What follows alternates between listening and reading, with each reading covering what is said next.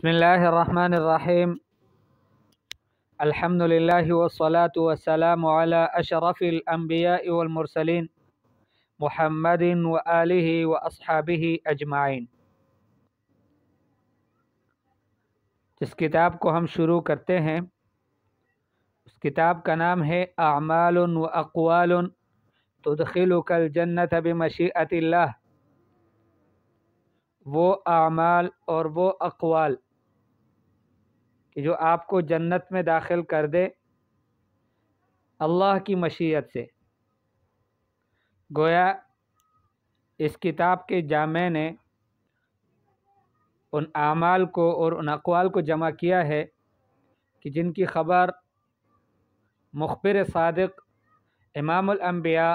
حضرت محمد مصطفیٰ صلی اللہ علیہ وسلم نے دی ہے، اور اس کتاب میں جتنی بھی احادیث ذکر کی گئی ہیں وہ ساری کی ساری احادیث صحیحہ ہے، یعنی ضعیف اور موضوع روایات نہیں لی گئی اس کتاب میں، بلکہ ان احادیث کو لیا گیا ہے کہ جو صحیح اور مرفوع احادیث ہیں،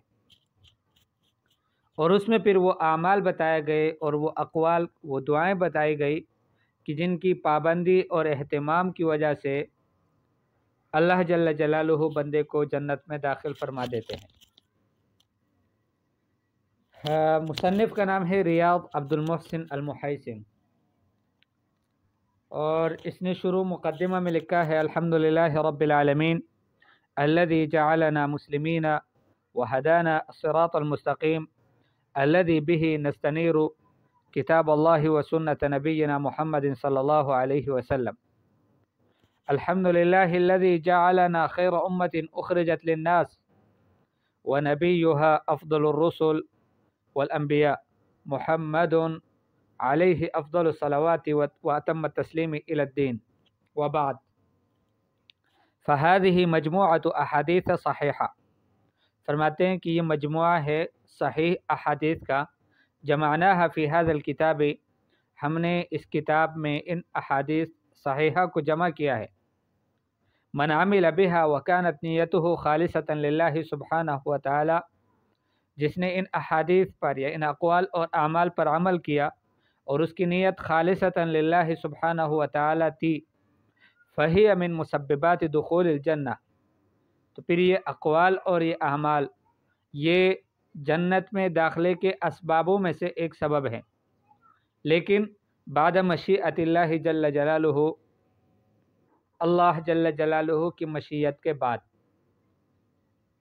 کما ذکر علی لسان صفوت الخلق نبینا محمد صلی اللہ علیہ وسلم، جیسا کہ ذکر کیا گیا ہے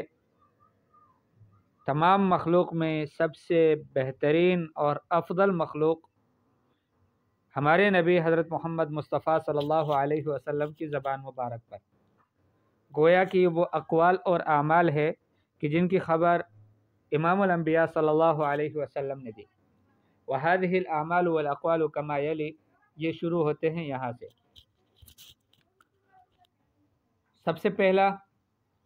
تلاوت القرآن والعمل به، تلاوت القرآن والعمل به، قرآن پاک کی تلاوت کرنا اور قرآن پاک پر عمل کرنا۔ من الاحادیث الواردة في فضل تلاوته والعمل به ما يلي، ان احادیث میں سے کہ جو وارد ہے تلاوت کلام پاک کی فضیلت میں اور اس پر عمل کرنے کے بارے میں، ان میں سے کچھ یہ ہیں۔ عن عبداللہ بن عمرو رضی اللہ عنہ عن النبی صلی اللہ علیہ وسلم قال يقال لصاحب القرآن اقرأ وارتقي ورتل كما كنت ترتل في الدنيا فإن منزلتك عند آخر آية تقرأ بها، رواه الترمذي وهذا لفظه، وقال حسن صحيح وابو داود واحمد۔ یہ حدیث ہے کہ عبداللہ بن عمر رضی اللہ تعالیٰ عنہ نبی کریم صلی اللہ علیہ وسلم سے روایت کرتے ہیں کہ اللہ کے حبیب صلی اللہ علیہ وسلم نے فرمایا یقال لصاحب القرآن، کہا جائے گا صاحب قرآن سے، اقرأ وارتقی، قرآن کو پڑھتے جاؤ اور چڑھتے جاؤ جنت کے درجوں میں، ورتل کما کنت ترتل فی الدنیا، اور ٹہر ٹہر کر پڑھ، آہستہ آہستہ پڑھ جیسا کہ تو دنیا میں ترتیل کے ساتھ آہستہ آہستہ ٹہر ٹہر کر پڑھا کرتا تھا۔ فإن منزلتک عند آخر آیت تقرأ بها، اس لیے کہ آپ کا جو مقام اور مرتبہ ہے وہ اس آخری آیت کے پاس ہے کہ جس کو آپ پڑھو گے۔ قرآن پاک میں سے جتنی جتنی آیات آپ پڑھتے جائیں گے جنت کے درجوں پر آپ کو چڑھنا نصیب ہوگا، اور آپ کا آخری مقام اور مرتبہ وہی ہوگا جہاں آپ آخری آیت کو ختم کر لیں گے۔ قال المبارک فوری یقال ای عند دخول الجنہ، جنت میں داخلے کے وقت کہا جائے گا،